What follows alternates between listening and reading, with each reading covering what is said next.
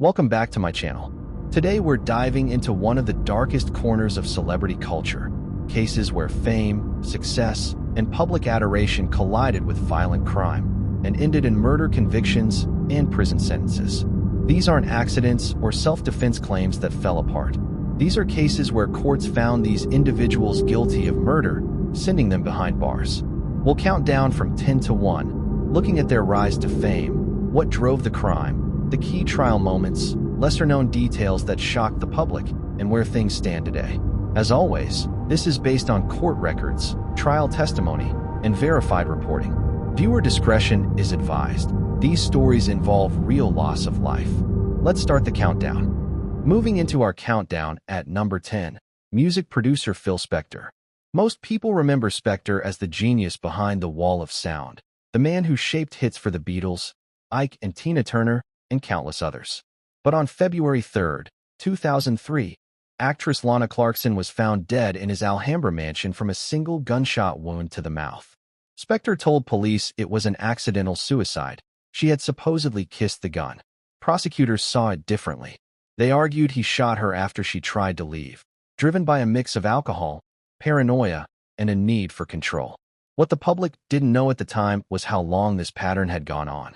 Multiple women later testified that Spector had pulled guns on them during dates or recording sessions, threatening behavior that painted a picture of escalating menace.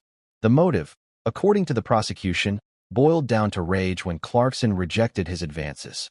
The first trial in 2007 ended in a hung jury. In the 2009 retrial, the jury convicted him of second-degree murder after focusing heavily on the forensic evidence and witness accounts of his history. He was sentenced to 19 years to life. Spector died in prison in 2021 from COVID complications. He maintained his innocence until the end. Lana Clarkson's family spoke about a promising life cut short. Another reminder that fame offers no shield when a jury delivers its verdict. Number 9, Michael Jace.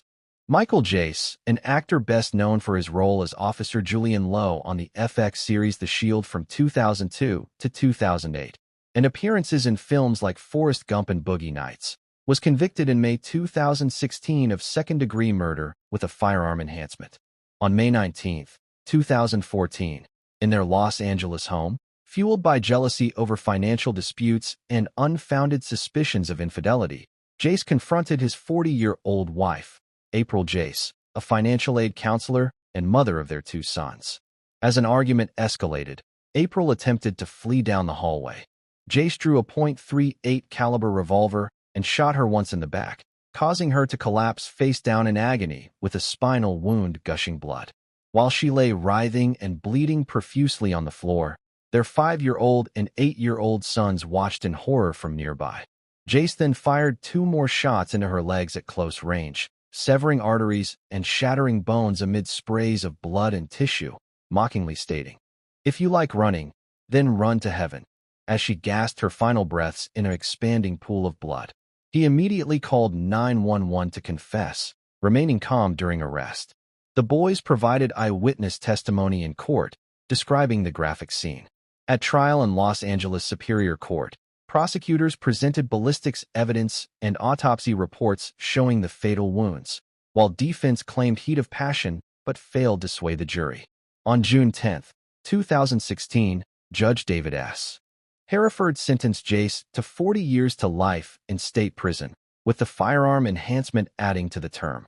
As of January 2026, Jace remains incarcerated at California State Prison, Corcoran, serving his sentence with no parole eligibility until at least 2054 and no reported appeals or commutations successful.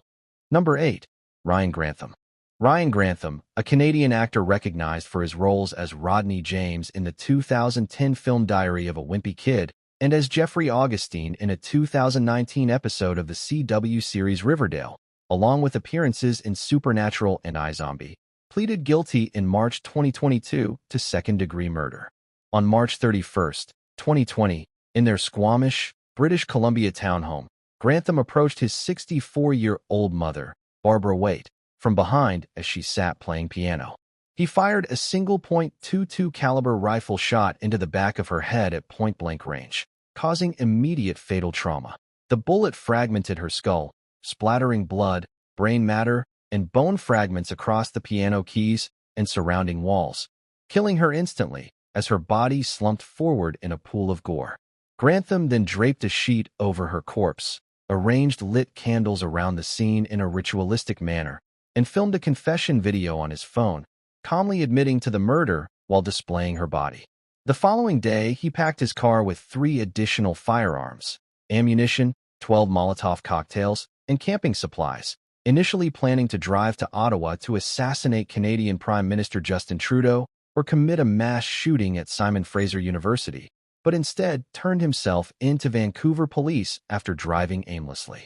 During sentencing in September 2022 at the British Columbia Supreme Court, Justice Kathleen Kerr imposed a mandatory life sentence for second-degree murder, with parole ineligibility set at 14 years, meaning eligibility in 2034. Prosecutors had sought 17 to 18 years of ineligibility, while defense requested 12, citing Grantham's mental health issues including depression and exposure to violent dark web content. As of January 2026, Grantham remains incarcerated in a Canadian federal prison, participating in mental health programs, with no appeals or early release reported. Moving on to number 7, Aaron Hernandez, the former New England Patriots tight end. Hernandez was a rising NFL star and Super Bowl champion when, in June 2013, he was linked to the murder of Odin Lloyd, a semi-pro football player who was dating the sister of Hernandez's fiancée. Lloyd was found shot multiple times in an industrial park about a mile from Hernandez's home. Prosecutors argued the motive stemmed from a dispute a few days earlier at a Boston nightclub. Lloyd had spoken with people Hernandez had issues with. Surveillance footage showed Hernandez, along with 2 associates, picking up Lloyd late at night. They drove him to the park where he was killed. What the public didn't know at first was how much circumstantial evidence tied Hernandez directly to the scene. His rented car captured on video, his DNA on a gum wrapper stuck to a shell casing, and home security footage showing him returning afterward with a gun, appearing to celebrate with the others. The 2015 trial lasted over 2 months with more than 100 witnesses. The jury convicted him of first-degree murder and multiple weapons charges, finding the killing involved extreme atrocity and cruelty. He was sentenced to life in prison without the possibility of parole. Hernandez maintained his innocence in this case, though he was later acquitted in a separate double murder trial. He died by suicide in prison in 2017. Odin Lloyd's family described the pain of losing someone caught in Hernandez's world of paranoia and violence, another case where fame couldn't protect anyone from accountability. Number 6. Yolanda Saldívar, the woman convicted of murdering Tejano superstar Selena Quintanilla Perez. Saldívar had risen to become president of Selena's fan club and manager of her boutiques. But by early 1995, Selena and her family discovered Saldívar had been embezzling thousands of dollars from the fan club and businesses. On March 31, 1995, Selena met Saldívar at a Days Inn motel in Corpus Christi to confront her and demand financial records. During the argument, Saldívar pulled a .38 caliber revolver and shot Selena once in the shoulder. The 23-year-old singer managed to run to the lobby, naming her shooter before collapsing. She died shortly after at the hospital. What the public didn't know at first was how deep the betrayal ran. Saldívar had bought the gun days earlier, claiming fear of a patient's family, but evidence pointed to premeditation tied to the embezzlement exposure. She claimed the shooting was accidental or a suicide attempt gone wrong, but prosecutors focused on the confrontation and her changing stories. The trial, moved to Houston due to massive publicity, featured testimony about the embezzlement motive and the motel events. After just over 2 hours of deliberation, the jury convicted Saldívar of first-degree murder on October 23, 1995. She was sentenced to life in prison with parole eligibility after 30 years. In March 2025, her first parole review was denied due to the violent nature of the crime. Her next review is set for 2030. Selena's family continues to speak of the bright future stolen from the Queen of Tejano, a case that showed even trusted insiders can turn deadly when money and control are at stake. Number 5. Suge Knight, the co-founder of Death Row Records and one of the most powerful figures in 90s hip-hop. On January 29, 2015, Knight drove his truck into two men in the parking lot of a Compton burger stand. One of them, Terry Carter, a 55-year-old businessman and father, was killed. The other man was seriously injured. The incident happened amid tensions surrounding the filming of the NWA biopic Straight Outta Compton. Knight felt he had been portrayed unfairly and showed up to confront people involved. Prosecutors said the motive was retaliation and rage. Surveillance video captured the truck accelerating into the victims after a brief argument. Knight claimed it was self-defense, but evidence showed he deliberately ran them over before fleeing the scene. What the public didn't know at first was how quickly the case escalated. Knight was initially charged with murder and attempted murder, facing potential life in prison under California's three-strikes law due to his prior convictions. After years of legal back and forth, in 2018, he pleaded no contest to voluntary manslaughter and a hit-and-run charge. He was sentenced to 28 years in prison. As of 2025, appeals to overturn or reduce the sentence have been denied. He remains incarcerated. Terry Carter's family described him as a peacemaker whose life was cut short in a dispute that never needed to turn deadly. Another stark example of how past power and violence can catch up, no matter how famous the name. Moving on to number 4. Bruno Fernandes de Souza, the Brazilian football star known as Bruno, who was once the goalkeeper and captain for Flamengo. In June 2010, his ex-girlfriend Elisa Samudio, a 25-year-old model and mother of his infant son, disappeared. Prosecutors said Bruno ordered her kidnapping, torture, and murder because she was demanding child support and had gone public about their relationship and his alleged violence. Elisa was lured to a property, held for days, strangled, and her body was dismembered and disposed of, details that later emerged in court. Bruno admitted knowing what happened to her remains, but denied ordering the killing. The motive, according to the prosecution, was to avoid paying support and to silence her claims. What the public didn't know at first was the full extent of the planning and the involvement of several accomplices, including friends and family members. The trial in 2013 featured testimony about the kidnapping, the demands for money, and the brutal cover-up. After weeks of evidence, Bruno was convicted of ordering the murder, hiding the body, and kidnapping their baby son. He was sentenced to 22 years and 3 months in prison. He served just over 6 years before being released on appeal and legal technicalities in 2017. As of early 2026, he has made controversial attempts to return to professional football with lower division clubs, sparking public outrage.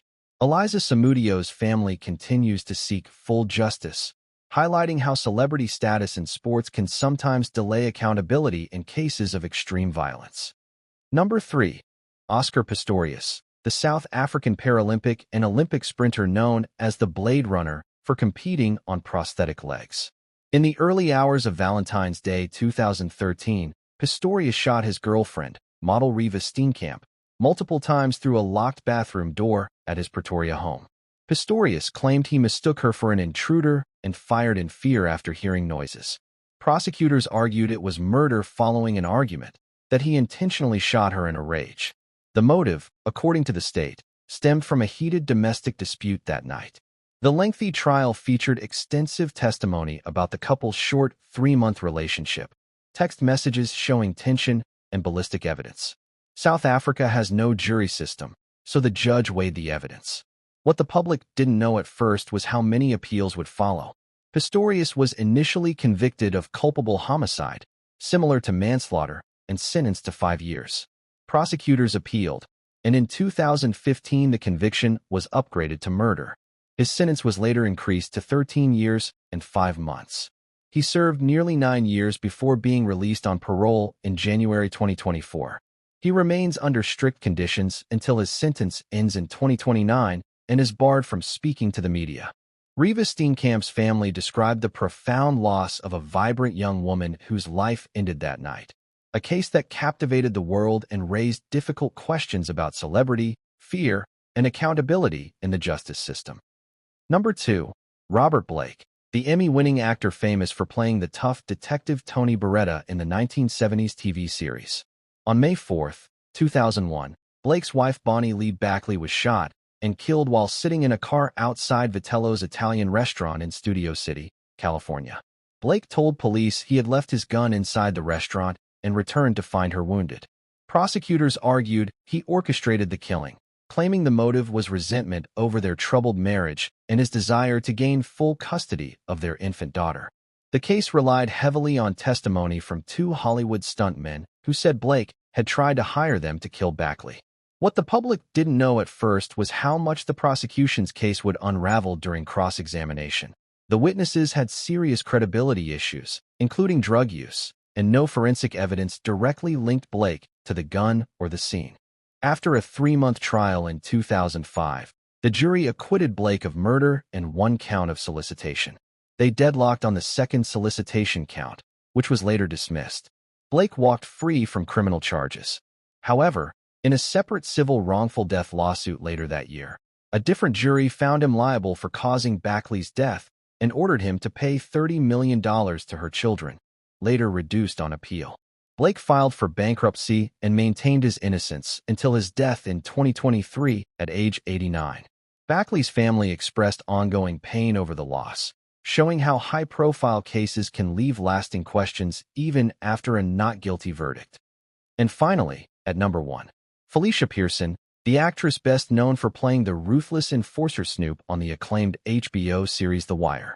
Long before her breakout television role, at just 14 years old in 1995, Pearson was convicted of second-degree murder. She shot and killed 15-year-old Okia Toomer during a confrontation in Baltimore. Pearson later described the incident as self-defense, claiming Toomer was coming at her with a lead baseball bat.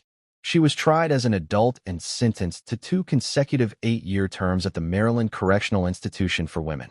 The motive centered on street survival in a violent East Baltimore environment where Pearson had already been dealing drugs as a young teen.